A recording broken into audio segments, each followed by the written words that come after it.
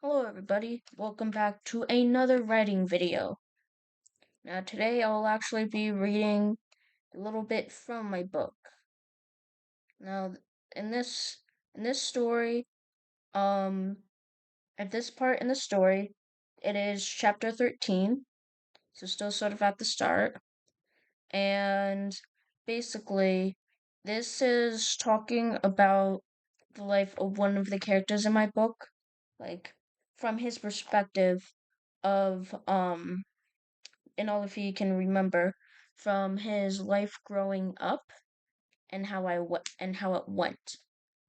And yeah, so this is how it'll go.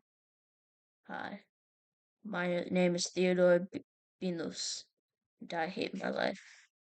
Throughout my whole life, I've been rejected and forced into the hardships of what it means to be an outcast, even though my life is horrible. I should start from the beginning with my knowledge. It was an age, it was an accident that killed my mother at childbirth, and the dad didn't even want to show up. After my birth, I was sent to a man who wanted kids, but he never had a person to start a family, so I went with him. On the first week, he seemed fine. It was just a generic dad, but then some, but then he got involved with gangs, and he had to repay them in many ways, plummeting us into poverty, which from there only made things worse. I had no one, and my father started dismissing me, calling me horrible names. And then the day happened where I was at school for the first time, and all I wanted was friends to play with. But all they did was laugh.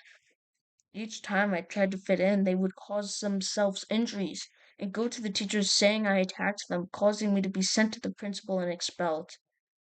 Then, when I walked home, then I had to walk home, because my father didn't even have the decency to drive me home. I walked 5 miles that day, so I got home late. When my father saw that I was late, he hit me in the chest so hard, caused me to throw it up and be in pain for days. But that wasn't even the worst part. When he heard that I was expelled, he did so many horrible things to me that my brain repelled the memories. So all I remember was crying on the floor, crying with cuts, bruises, and pain throughout my whole body. After that, I ran out of the house and went into an alleyway and cried. But then 10 of the kids from my school showed up and said, "Since you got expelled from the school from the school, and they don't care about you, so we can do whatever we want to you." I was afraid and heartbroken. All of them, with homemade weapons, stabbed, cut, and smashed my body until I couldn't even feel the hits anymore. After they were done, I went back home. It was a blurb, but all I remember happening is blacking in and out of the floor, the bathroom bleeding. One of the times I woke up after blacking out, I saw my father standing there, walk away. All of this happened at the age of 5. My teenage years were just as bad and all and it all started at the age of 15 for me meeting a gang. Seeing them I knew seeing them I knew what had to be done. I got on my hands and knees and begged for a hit to be called on my dad. They agreed, but at the cost that I would have to do anything for them or get killed. So they did it, but they failed at killing my father. But instead of them saying that I could ask for something else, they shot bullets at me. And I ran away. Sadly, from the 15. But but at the time it was called the 14 at the time. But they were at the town. But they were at the town Iroten, my home. See, they just lost one of their human members. One of they lost one of their human members because they were killed, and they needed a replacement. So once again, I got on my hands and knees and begged. I begged as hard as I could, so that way I could leave this hellscape, and I promised I would get stronger. So they left me in, and over the years I got stronger and stronger, and at one point realizing that I could heat up my hands for more damage. I was 20. I left them, but then they chased me for 2 years straight. But after they left, I realized I was broke. I had no money. So I decided to enter fighting competitions and earn money by fighting people. Since my whole life it was all fighting, and I just saved and fought until yesterday, where I met those two people named Vincent and Brian, who made my life better. At least I hope. Now we are in a land called Irotan, where I grew up.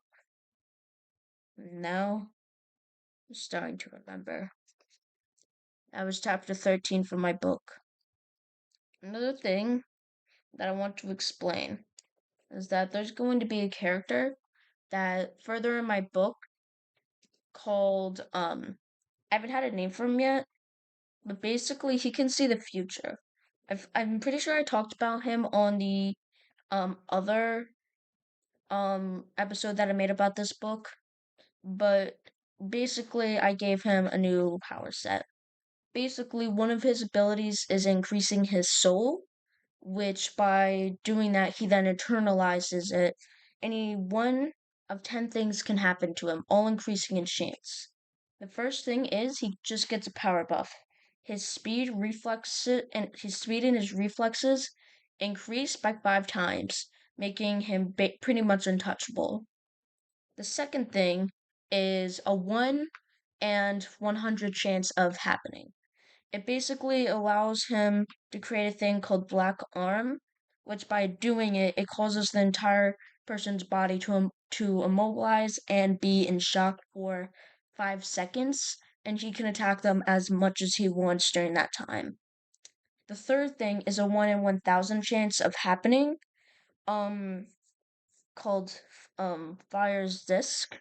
Basically, it allows him to create, manipulate, and control fire at his will, but only for up to 5 seconds. The thing with these effects is that they're in very short bursts and they take a lot of energy from him, but they're still really powerful.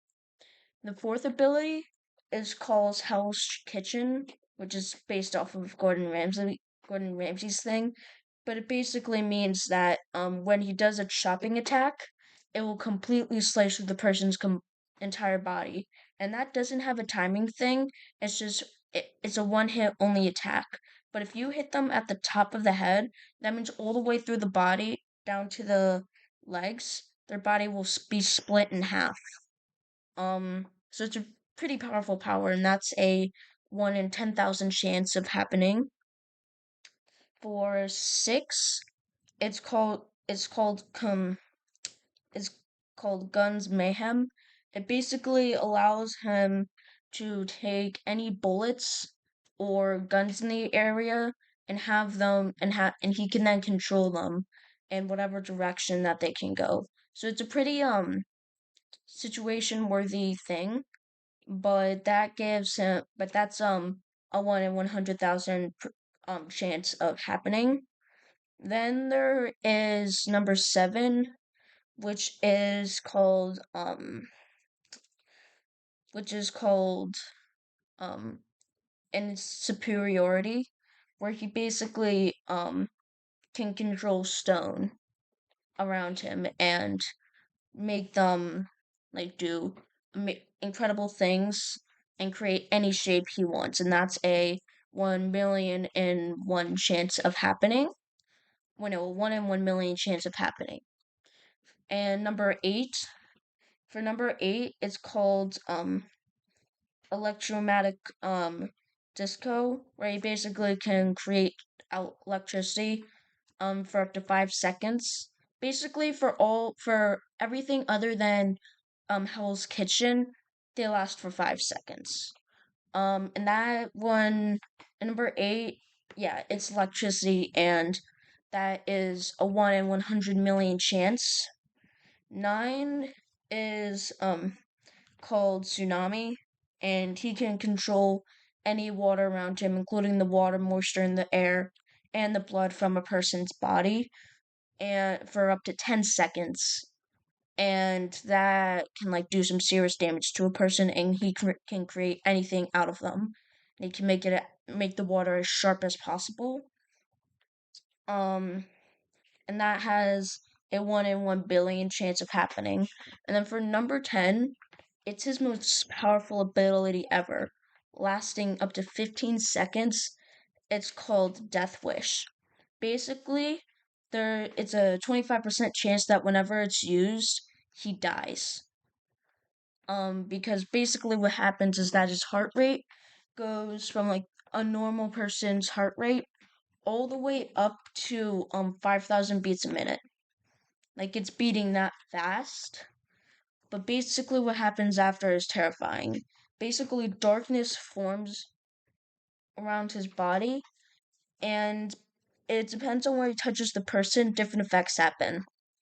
If he touches them on the legs, all their bones become super brittle, like even a light hit will shatter the bone. If he touches the arm, it means all of his limbs will suddenly just collapse and they can no longer work.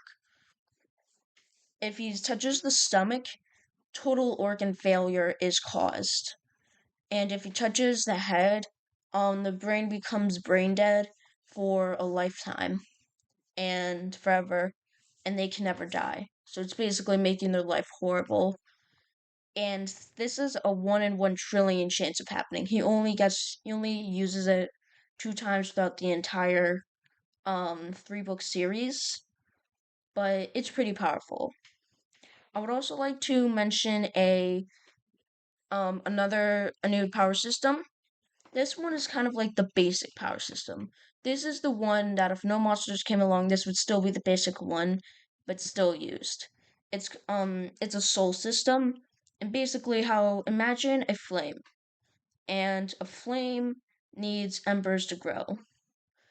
And by doing different things like meditating and relaxing your body, calming your nerves, being in control of your body parts, along with knowing your power to its like weaknesses and strengths, and knowing if you can win a fight or not. That's how it works. And it basically increases the soul. A normal human soul, like if you don't do any meditation and you're just living out your life, um the scale goes from 0.1 to 10, and the average person's soul is 0.6. If you're like a monk or anything like that, so like super like spiritual and like really like increasing the limits to what the body is capable of, that gets you to 0.8. And through the different levels, it basically for level 1 of the soul, it basically increases like your strength and strengthness of your body parts. And you can see a clear difference because in the book one of the characters punches a wall because they miss a person, and they're like, wow, my fist didn't break. That's surprising. And that's sort of like the start. And the the second level is an ability that you can create using your own self body.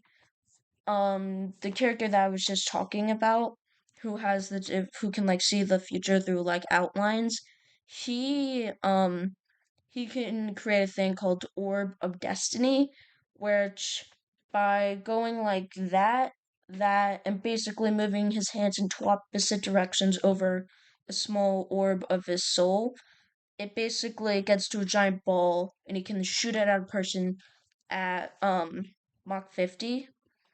Um and it hits the person and causes exceptional damage, and it like eviscerates everything in the area.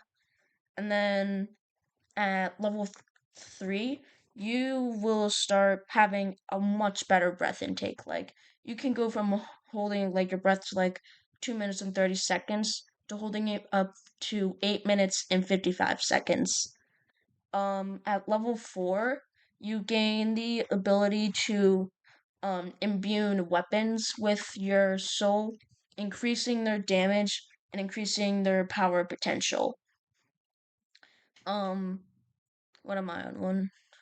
So 4, what happens with 5, what happens with 5 is that then you're once again you will gain stronger, faster, better reflexes, and your bones are much stronger. Overall, you're a much stronger person and can do much better things than a normal person can.